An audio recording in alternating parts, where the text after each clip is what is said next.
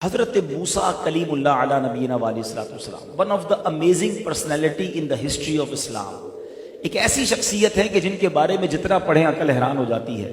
سب سے زیادہ قرآن کریم میں جس نبی کا ذکر ہے وہ حضرت موسیٰ علی نبینا علیہ السلام۔ آپ کی ولادت سے پہلے کا سینیریو کیا تھا ذرا سمجھیے گا حالات کو۔ مصر کی سرزمین میں فرعون کا غلبہ تھا، کفر و سرکشی اور اس کا تکبر انتہا کو پہنچ چکا تھا، اور اس نے خدائی کا دعویٰ کر دیا تھا کہ اس کو کسی نے بتایا تھا ایک خواب کی تعبیر میں کہ کوئی ایک بچہ ایسا پیدا ہوگا جو تمہاری ہی سلطنت میں سے ہوگا اور وہ تمہیں ہلاک کر دے گا، تمہیں برباد کر دے گا اور اب تمہارے مصر پر قبضہ کر لے گا۔ حکم جاری کر دیا کہ بنی اسرائیل میں جو بھی لڑکا پیدا ہوگا اس کو قتل کر دیا جائے۔ اب وہ لڑکوں کو قتل کرنے لگا اور یہاں تک کہ کئی لاکھ بچے قتل ہو گئے۔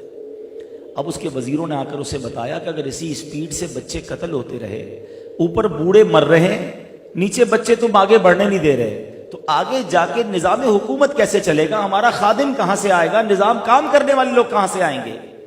تو پھر اس بے وقوف آدمی نے یہ حکم جاری کیا کہ 1 سال لڑکے قتل کیے جائیں، 1 سال کے لیے چھوڑ دیے جائیں۔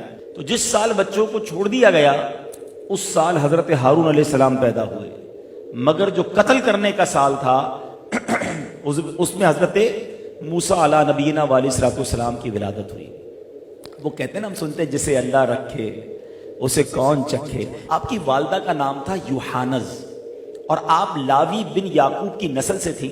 اللہ کریم نے خواب میں یا فرشتے کے ذریعے ان کے دل میں یہ الہام ڈال دیا کہ حضرت موسیٰ علیہ السلام کو تم دودھ پلاؤ، اگر ہمسایوں کو پتہ چل جائے اور وہ شکایت کریں فرعون کی طرف تو بے فکر ہو کر حضرت موسیٰ کو اپنے بیٹے کو دریائے نیل میں ڈال دینا، اور ہم اس کی جدائی کا غم نہ کرنا، ہم تمہارا بیٹا تمہاری طرف لوٹا دیں گے۔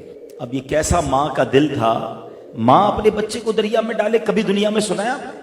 مگر اللہ کی وہ بندی کیسی ہے، رب پر بھروسہ کیسا ہے، اللہ کے وعدوں پر یقین کیسا ہے۔ اب جب یہ بات پھیلنے کا خوف ہو گیا تو حضرت موسیٰ علیہ السلام کی ماں نے ایک صندوق میں اپنا چاند جیسا بیٹا جو ہے وہ دریائے نیل کے حوالے کیا۔ مگر آپ کی ایک بیٹی بھی تھی، آپ نے کہا بیٹا دریا کے ساتھ ساتھ چلتی رہنا، دیکھ رہا تو صحیح میرا لال کدھر جاتا ہے، یہ صندوق کدھر جاتا ہے۔ حضرت موسیٰ کی بہن دریائے نیل کے ساتھ چلتی جا رہی ہیں، اور جب یہ دریائے نیل والا صندوق فرعون کے محل کے قریب گیا اور وہاں دیکھا فرعون بھی بیٹھا ہے، اس کی زوجہ آسیہ بھی بیٹھی ہیں، اور انہوں نے وہ صندوق اٹھا لیا ہے، تو ڈر کے مارے ماں کو آ کر بتایا کہ ماں غضب ہو گیا، جس ظالم سے بچے کو بچا رہے تھے، جس ظالم سے بچنے کے لیے دریا میں ڈالا تھا، یہ صندوق تو ادھر ہی پہنچ گیا ہے۔ مگر ماں کو بھروسہ تھا کہ رب نے فرمایا ہے یہ بچہ واپس لوٹے گا۔ اللہ اکبر، صندوق کھولا جاتا ہے، نورانی چہرہ ہے۔ فرعون پہلے تو بہت خوش ہوا، مگر اب کیا کہتا ہے، کہیں یہ وہی لڑکا تو نہیں جو مجھے قتل کر دے گا؟ ارے یہ بھی تو چھوٹا بچہ ہے،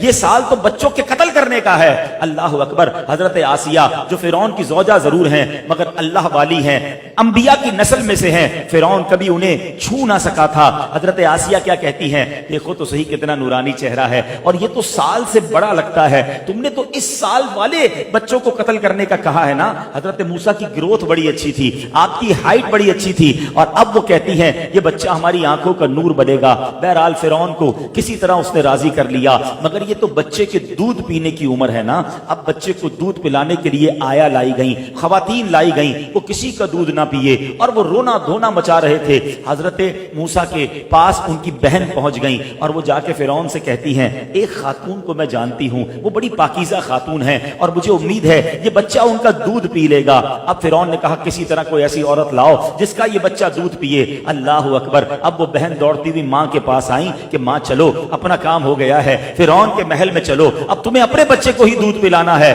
اللہ اکبر، وہ ماں جب فرعون کے محل میں جاتی ہے، جیسے ہی حضرت موسیٰ نے اپنی ماں کو دیکھا، اپنی ماں کی خوشبو پائی، وہ خاموش ہو گئے۔ فرعون تھا بڑا شاطر، کہتا یہ بتاؤ اس بچے سے تمہارا کیا رشتہ ہے، یہ تمہیں دیکھ کر خاموش کیوں ہو گیا ہے؟ اب یہ بات بڑی سینسٹیو ہو چکی تھی، مگر آپ کی والدہ کہتی ہیں میں ایک پاکیزہ خاتون ہوں، میرا دودھ بھی بڑا پاک ہے۔ جن بچوں کے اندر نفاست ہوتی ہے، جو بچے نیک فطرت ہوتے ہیں، وہ وہ میرا دودھ سکون سے پیتے ہیں. اللہ اکبر. حضرت موسیٰ اب پھر ماں کی گود میں آ گئے ہیں, اس محل میں ماں کی گود میں آئے ہیں جدھر سے ڈر تھا کہ قتل کر دیے جائیں گے. یہ ہے اللہ کی تدبیر. اور آگے سنو, جب ماں نے دودھ پلایا حضرت موسیٰ بڑے سکون میں آ گئے. تو اب کچھ دنوں کے بعد آپ کی والدہ کہتی ہیں اجازت ہو تو میں اپنے گھر لے جاؤں, ادھر ذرا صحیح اس کی پرورش کر لوں گی.